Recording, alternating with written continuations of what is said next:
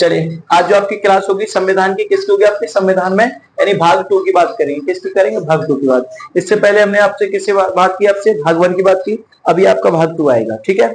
अब ये देखेंगे इसमें किसको नागरिकता कैसे प्राप्त होती है, कैसे क्या होता है, ये सारी चीज को समझेंगे। हम क्या पढ़ रहे हैं इसमें कि भाग 2 में पढ़ेंगे हम नागरिकता। क्या पढ़ेंगे, नागरिकता। इसी प्रकार से आपका भाग 1, भाग 2, भाग 3 इस तरीके से आपको आगे आगे हम कराते जाएंगे। तो आप देखते जाना ध्यान से क्या करना है इसमें, ठीक है। तो आज हम पढ़ने वाले हैं क्या, भारतीय संविधान का भाग 2 पढ़ने वाले हैं। और भाग 2 में क्या पढ़ेंगे हम, नागरिकता। क्या पढ़ेंगे, नागरिकता। और ये भी पढ़ेंगे हम जो आपका आर्टिकल 5 से लेकर 11 तक है, इनको पढ़ेंगे। यानी आज कितने आर्टिकल हम क्लियर करेंगे, क्या आर्टिकल हम 5 से लेकर 11 तक क्लियर करने वाले हैं। कितने तक, 11 तक क्लियर करने वाले हैं। इससे पहले कि हम आपके 1 से लेकर 5 तक जो आर्टिकल थे, 1 से 4 तक के आर्टिकल हम आपको कर चुके हैं। अब 1 से 4 के जो आर्टिकल थे आपको वो क्लियर हो गए। अब 1 से 4 के बाद में आपका आएगा 5 से लेकर 11 तक का आर्टिकल, ठीक है। तो इस तरीके से करेंगे। देखिए क्या है आपका, जानते हैं नागरिकता मतलब क्या होता है आपका, सिटीजन। क्या होता है आपका, सिटीजन। यानी नागरिकता हो गया आपके सिटीजन। अब देखते हैं इसमें क्या होता है कि नागरिक वो लोग होते हैं, नागरिक वो लोग होते हैं किसी देश के सिविल और राजनीतिक अधिकार प्राप्त होते हैं। नागरिक कौन होते हैं कि नागरिक वे होते हैं जो किसी देश के सिविल हो और राजनीतिक अधिकार को क्या होना चाहिए, उनको प्राप्त होना चाहिए, ठीक है। यानी किसी देश के एक तो वो सिविलियंस होने चाहिए, सिविल होने चाहिए, और दूसरा राजनीतिक अधिकार उनको प्राप्त हो, उनको क्या बोलते हैं हम, क्या बोलते हैं, नागरिक कहते हैं, यानी कि सिटीजन कहते हैं। दूसरा पॉइंट देखिए इसमें क्या बना आपका कि विश्व में राजनीतिक मानव के 4 प्रकार होते हैं। यानी कि जो आपके विश्व में जो राजनीतिक मानव है वो कितने प्रकार के होते हैं आपके, 4 प्रकार के होते हैं। कितने, 4 प्रकार के होते हैं। अब देखिए चारों प्रकार आपके कौन से हैं कि नंबर 1 पहला आपका क्या है, सिटीजन यानी कि नागरिक। दूसरा आपका क्या है, विदेशी। तीसरा आपका क्या है, शरणार्थी। और तीसरा यानी चौथा क्या आपका, राज्य विहीन है। क्या है, राज्य विहीन है। अब देखिए जो आपका विदेशी है, इस विदेशी को 2 भागों में बांटा गया है। कैसे, एक मित्र और एक शत्रु के बीच में बांटा गया है। किसके, एक मित्र और एक शत्रु। इसमें ये कह रहा है आपसे जो विदेशी है, इस विदेशी में हमको ये देखना है कि विदेश में हमारा मित्र कौन है, कौन कि विदेशी मित्र कौन है आपका, वो जानना है। और जो आपका क्या देखना है, शत्रु कौन है, जो आपका विदेशी शत्रु है वो कौन है, ये जानना है। तो ये जानते हैं, कोई पूछे आपसे कि विश्व राजनीतिक मानव के कितने प्रकार होते हैं आपके, 4 प्रकार। कौन से, पहला नागरिक, विदेशी, उसके बाद आपका शरणार्थी, उसके बाद है आपका राज्य विहीन, ठीक है। उसके बाद आपको जो विदेश में देखना है कि मित्र कौन है शत्रु कौन है, तो उसको देख लेते हैं। कि देखिए यहाँ लिखा है मैंने, मित्र विदेशी कौन है आपका, यूएसए और रशिया। ये दोनों क्या है आपके मित्र हैं विदेश के। और आपका शत्रु कौन है, पाक और चाइना। क्या है, पाक और चाइना। याद रखना, मित्र की बात करेंगे तो मित्र कौन है हमारा, यूएसए और रशिया, अमेरिका और रूस। और शत्रु की बात करेंगे तो पाकिस्तान और चीन या चाइना, ठीक है। पाकिस्तान का शत्रु कौन है, पाकिस्तान और चाइना, ये आपके शत्रु हो गए और ये आपके मित्र हो गए। उसके बाद में चलते आगे क्या कि nature of the Indian citizenship. क्या देखना है हमें कि nature of the Indian citizenship के बारे में जानना है कि सिटीजनशिप का जो नेचर होता है वो क्या है। अब देखिए जानते हैं पहला पॉइंट आपका क्या है कि भारत में एकल नागरिकता के सिद्धांत को स्वीकार किया गया है, ठीक है। यानी क्या करना है, nature of the Indian citizen का देखना है। तो नंबर 1 पहला रूल आपका, नंबर 1 है आपका क्या कि भारत में एकल नागरिकता के सिद्धांत को स्वीकार किया गया है। दूसरा, यह सिद्धांत ब्रिटेन की संवैधानिक परंपरा से लिया गया है। अगर आपसे कोई पूछे ये बताइए जो एकल नागरिकता के लिए एकल क्या आपका, एकल नागरिकता के सिद्धांत को स्वीकार किया गया है, लेकिन ये परंपरा ली कहां से है, तो आप क्या बताओगे कि यह सिद्धांत ब्रिटेन की संवैधानिक परंपरा से लिया गया है। उसके बाद तीसरा पॉइंट आपका आता है क्या कि भारतीय संविधान का यह लक्षण एकात्मक है। क्या है जी, आपका भारतीय संविधान को जो लक्षण है वो कैसा है आपका कि एकात्मक है। इस कारण से क्या करना है, भारत को अर्धसंघीय कहा जाता है। क्या कहा जाता है, अर्धसंघीय, ठीक है। तो यानी भारतीय संविधान का यह क्या है आपका लक्षण कैसा है आपका, एकात्मक है। और इसी एकात्मक के कारण क्या कहते हैं कि जो भारत है, भारत को क्या बोलते हैं हम, अर्धसंघीय कहा जाता है। क्या कहते हैं, अर्धसंघीय कहा जाता है। उसके बाद देखिए आपका नोट पॉइंट है, ये नोट पॉइंट आपका क्या दिया कि भारत के संविधान में नागरिकता के क्या कि भारत के संविधान में नागरिकता के प्रावधान तत्काल हैं या तत्कालीन है। कैसे आपके प्रेजेंट में, यानी कि हैंड टू हैंड करने, करंट में काम करने वाले हैं। तो भारत के संविधान में जो नागरिकता के जो प्रावधान है वो कैसे आपके तात्कालिक है, क्योंकि भारत पाकिस्तान के बंटवारे के कारण ये जरूरी थी। ठीक है, यानी ये जो कार्य होते हैं, जो प्रावधान है वो क्या है आपके तात्कालिक है, लेकिन ये क्यों जरूरी है, क्योंकि भारत और पाकिस्तान के बंटवारे के कारण ये जरूरी थे, इनकी बहुत आवश्यकता थी, इसलिए ये क्या होता है, इनके जो प्रावधान होते हैं वो तत्कालिक होते हैं। ठीक है, उसके बाद में देखिए आपका आर्टिकल आता है 5, कौन सा आता है आपका आर्टिकल 5। अब आर्टिकल 5 की बात करें तो उसमें क्या आपका कि जनवरी क्या है आपका 26 जनवरी 1950 को भारत का नागरिक कौन था। अब आपसे पूछा जाए कि ये बताइए कि 26 जनवरी 1950 को भारत का नागरिक कौन था, तो क्या करेंगे हम उनके लिए बात करेंगे। नागरिक कौन था, तो आपका नंबर 1 पहला पॉइंट आपका क्या है, देखिए मूल निवास, क्या मूल निवास।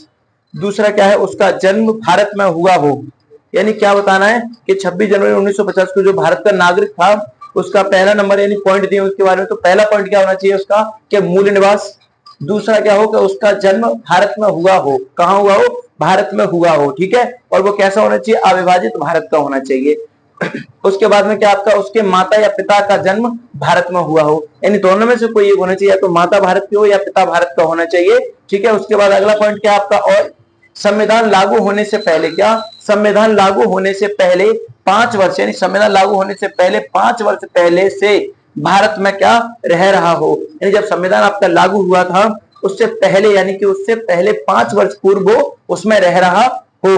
उसके बाद में आपका क्या है, जो नोट पॉइंट है आपका क्या है, देखिए कि आर्टिकल 5, यानी आर्टिकल 5 आपसे क्या कहता है, कि आर्टिकल 5 कहता है आपसे कि भारतीय संविधान का सबसे पहला या भारतीय संविधान का सबसे पहले लागू होने वाला अनुच्छेद है। कौन सा अनुच्छेद है ये पता कर रहे हैं, जो आपका आर्टिकल 5 है वो क्या है कि भारतीय संविधान में सबसे पहले लागू होने वाला जो आर्टिकल अनुच्छेद है वो कौन सा आपका आर्टिकल 5 है। ठीक है, ये है आपका आर्टिकल 5। देखिए आर्टिकल आपका 5 हो गया, अब आर्टिकल नंबर आपका 6 आता है। ठीक है, आर्टिकल नंबर 6 से आपका क्या है, आर्टिकल आर्टिकल नंबर 6, इसमें क्या है आपका कि पाकिस्तान पाकिस्तान से भारत आने वाले लोग या लोगों के बारे में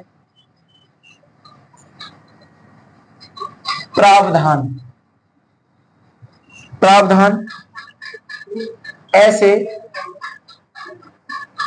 व्यक्ति जिनके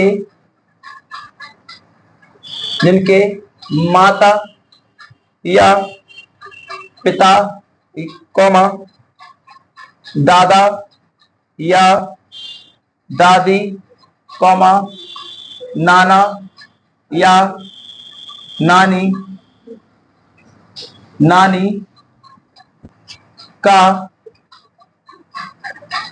जन्म भारत में हुआ है भारत में हुआ है, ऐसे व्यक्ति ऐसे व्यक्ति ऐसे व्यक्ति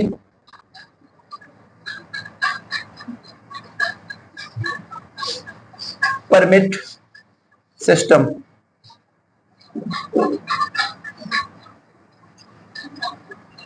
परमिट सिस्टम यानी कि 19 जुलाई 1948 की बात, 19 जुलाई 1948 से पहले यदि आए तो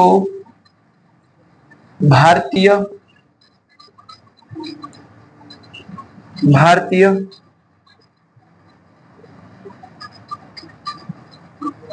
नागरिक स्वतः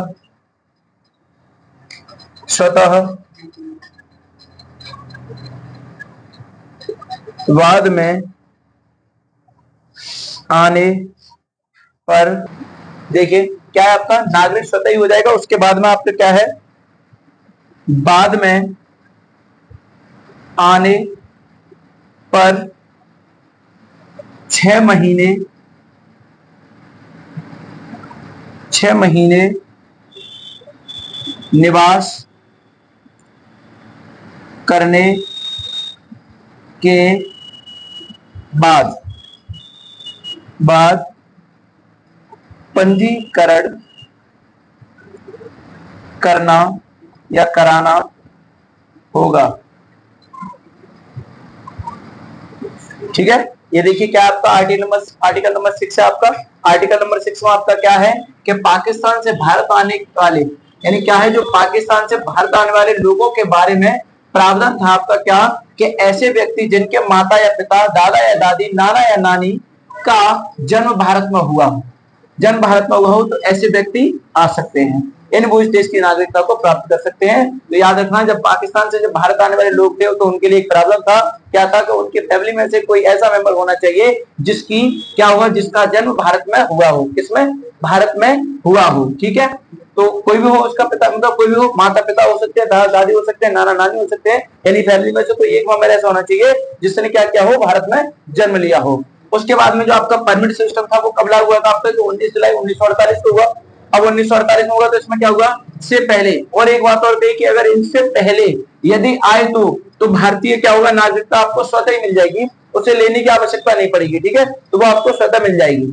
लेकिन अगर इसके बाद आता है कि 19 जुलाई 1948 के अगर बाद आएगा तो इसके लिए क्या करना पड़ेगा, कि बाद में आने पर 6 महीने बाद क्या करना है, कि 6 महीने तक तो उसमें निवास करेगा, क्या करेगा, 6 महीने तक तो उसमें निवास करेगा, और निवास करने के बाद फिर उसको क्या होगा कि पंजीकरण कराना होगा। 6 महीने रहेगा, उसके बाद पंजीकरण कराएगा, उसके बाद कहीं जाकर आपको नागरिकता प्राप्त होगी, जब जाकर आप भारत में रह सकते हो, ये होगा। ठीक है, तो आप आर्टिकल 6 को पढ़ चुके हो, ध्यान रखना।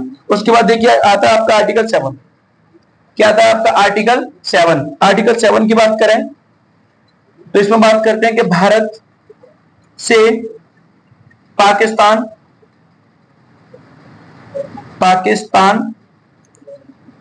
जाने वाले लोगों की नागरिकता यदि कोई व्यक्ति 1 मार्च 1947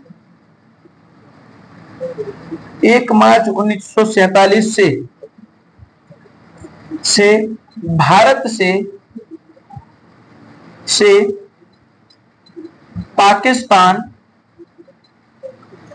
से पाकिस्तान गया है, और यदि 19 जुलाई 1948 तक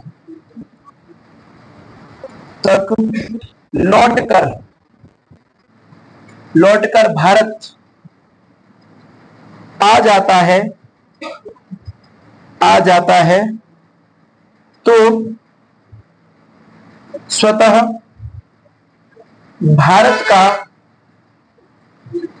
का नागरिक बन जाएगा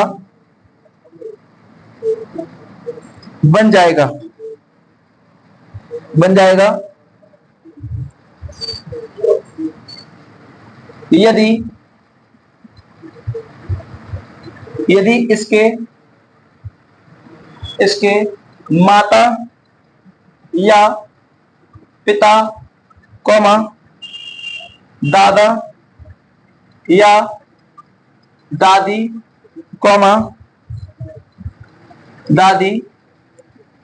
अविभाजित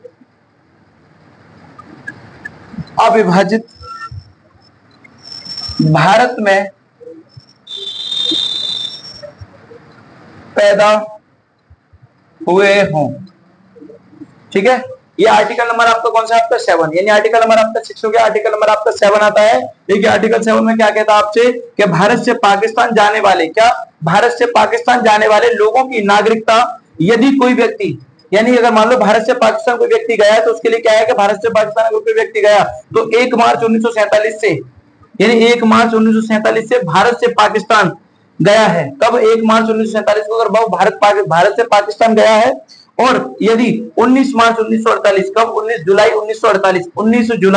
1948 तक लौटकर भारत आ जाता है तो क्या हो जाएगा, स्वतः भारत का नागरिक बन जाएगा। ध्यान रखना, कब, कि अगर मान लो कोई भी व्यक्ति आपका पाकिस्तान से भारत गया है, कहाँ गया है, सॉरी पाकिस्तान से भारत है ना, या भारत से पाकिस्तान कहाँ गया है, कि भारत से अगर पाकिस्तान गया वो भी कब, कि 1 मार्च 1947 को गया है, और लौट कर आना है उसे कब तक आना है, कि 19 जुलाई 1948 तक लौट कर आना है। अगर लौट कर आ जाता है तो उसको क्या करना पड़ेगा, पंजीकरण की आवश्यकता नहीं होगी, 6 मंथ रहने की आवश्यकता नहीं होगी, उससे क्या हो जाएगा, स्वतः ही वो भारत का नागरिक बन जाएगा। अगर इसके बाद लौट कर आता तो उसे क्या करना पड़ेगा, पहले 6 महीने उसे रहना पड़ेगा, 6 महीने रहने के बाद क्या करना पड़ेगा, उसे पंजीकरण कराना होगा, पंजीकरण के बाद में उसको भारत की नागरिकता प्राप्त होगी। उसके बाद में क्या है, यदि ऐसा हो जाए आपका कि बाद में लौट के आता है कि यदि इसके माता पिता या दादा दादी किसी ने भी क्या हुआ, कि भारत के विभाजन से पहले इस भारत में रह रहे हो और उनका जन्म किसी एक का इस भारत में हुआ हो, तो उनके बच्चों को या उनके फैमिली मेंबर को क्या हो जाएगा, नागरिकता प्राप्त हो जाएगी। ठीक है, उसका देखिए आर्टिकल क्या आपका 8।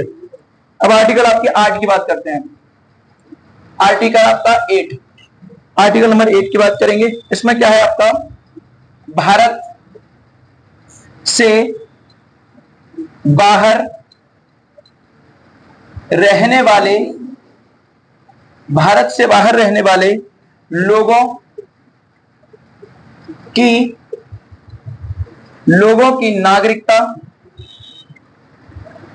नागरिकता के प्रावधान यदि उसमें या उसके माता या पिता, दादा या दादी का जन्म भारत में हुआ हो तो वह उस देश में स्थित भारतीय दूतावास में पंजीकरण के